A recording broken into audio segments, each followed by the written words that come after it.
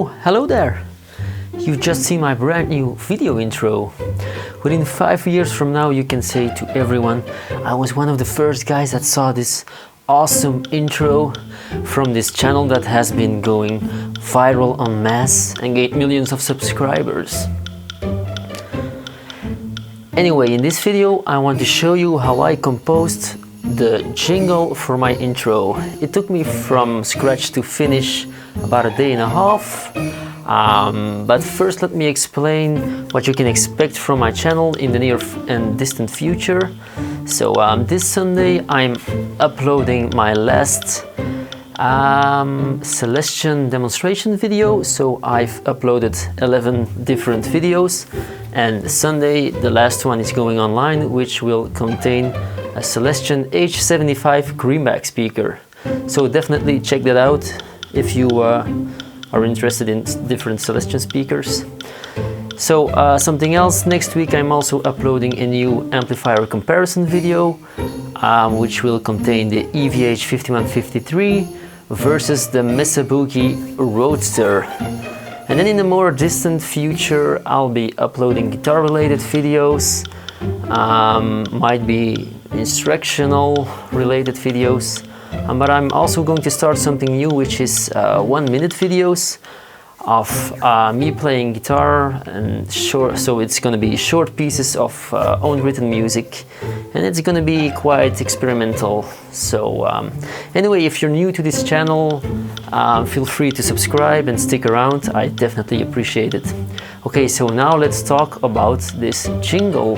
So for writing music I use two applications. The first one is Dorico and the second one is Cubase, both from Steinberg. So now let's jump right into Dorico.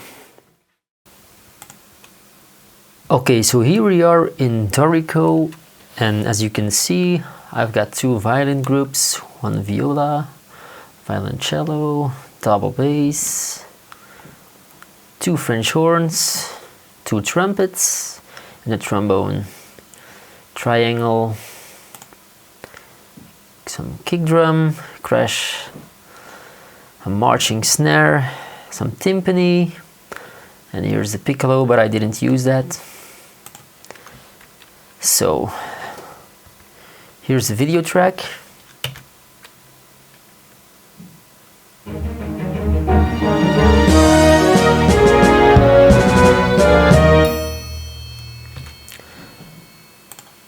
That's an old version of this intro.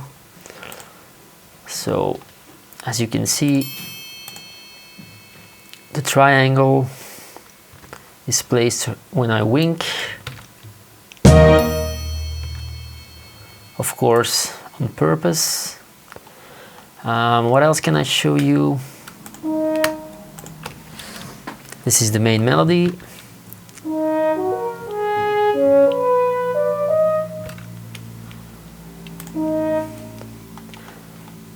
What else do we have here? Violoncello, actually playing two parts.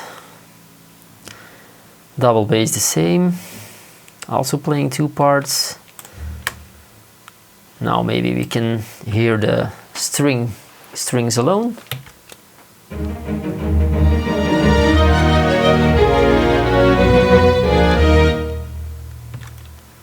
All right.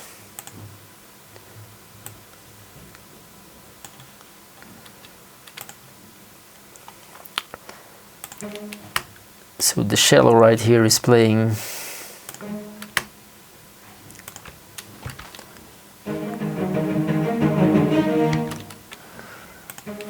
And actually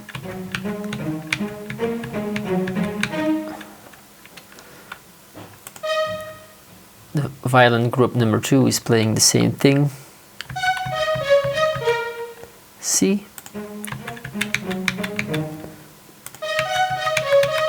But at a different pitch.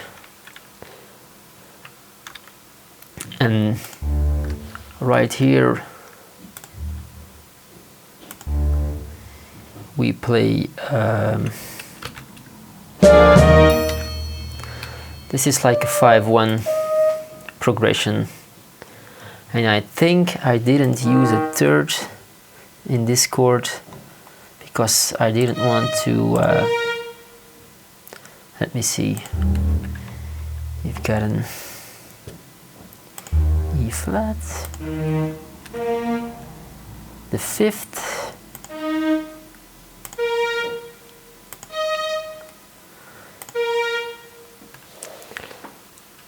so if I change this,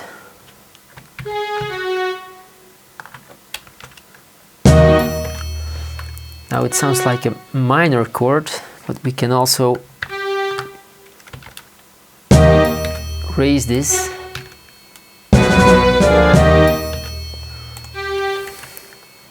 Now this is minor, and in my opinion they both sound good, but I left the 3rd out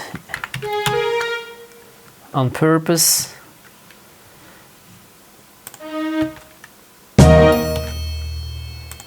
So it sounds really open.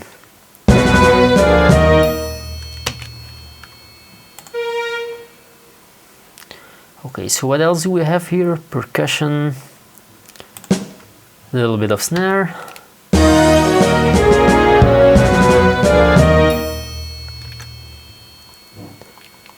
So yeah, that's about it. Maybe I can let you hear the brass section alone.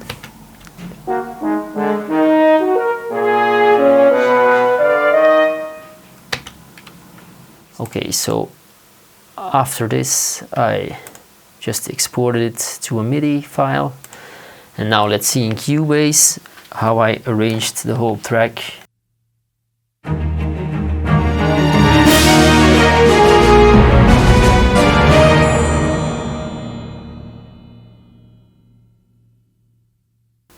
Let's hear the strings first.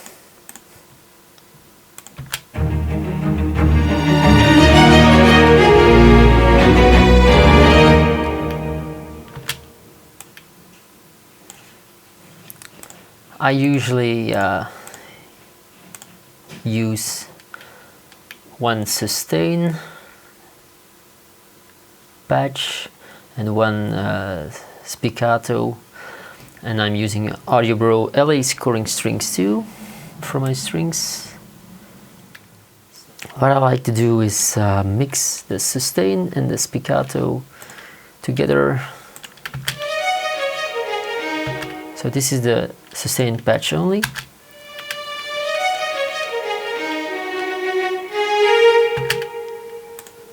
Together.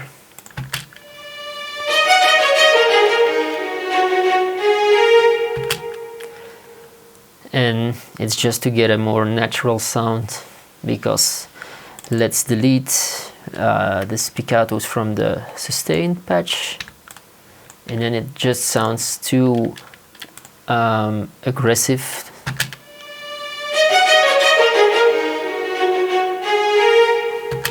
At least in my opinion.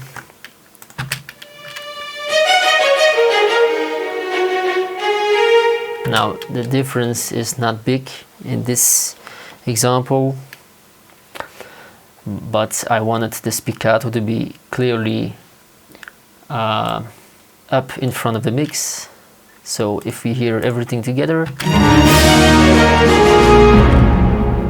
you can barely hear it.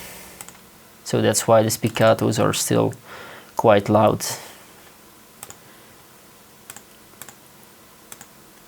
Okay, the viola.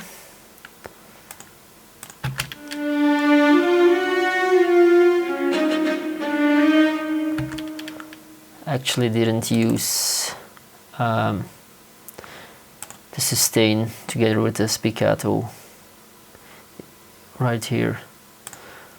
What else? Okay, the shallows, also a good example of layering.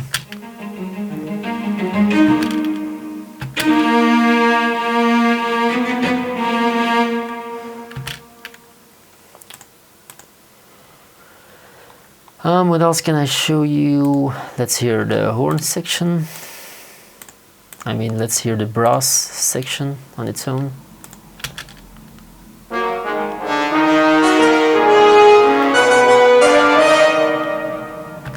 Okay, so every group also has its own reverb.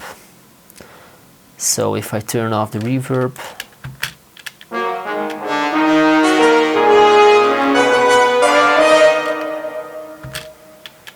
I think in the master bus I also used some reverb. Yes.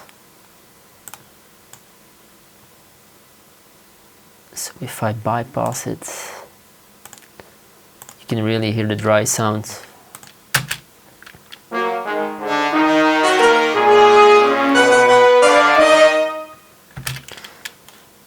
Now let's hear the brass reverb.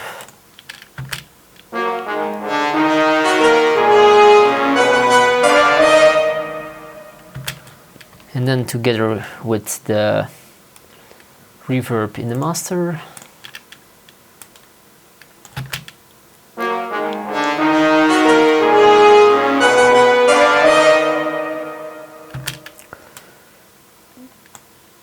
All right. Let's hear the percussion alone.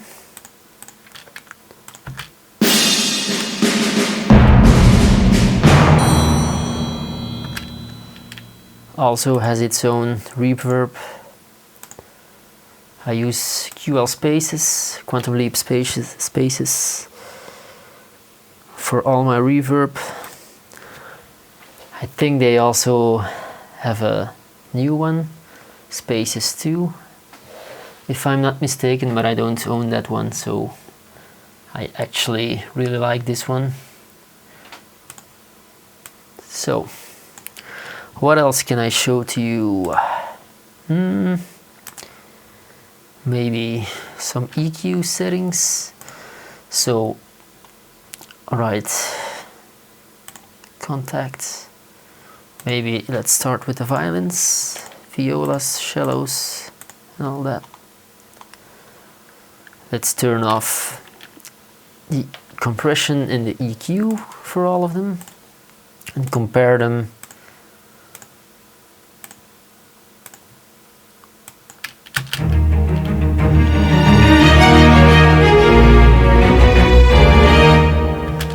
So it sounds really bassy.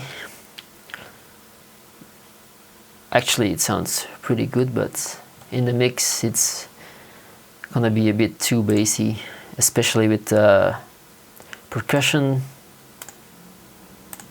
So let's turn on everything.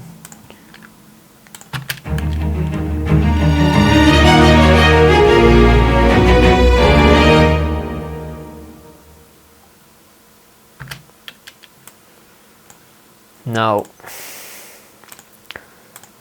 I can show you the EQ settings, for example, for the cellos. Something like this. Maybe we can hear the cellos on its own.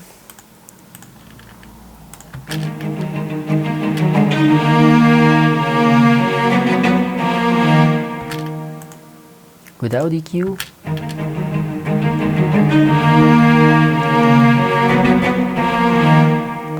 So the difference is subtle, but yeah, if you apply EQ and compression to all the instruments, it makes a huge difference in the end. So maybe let's look at the horns.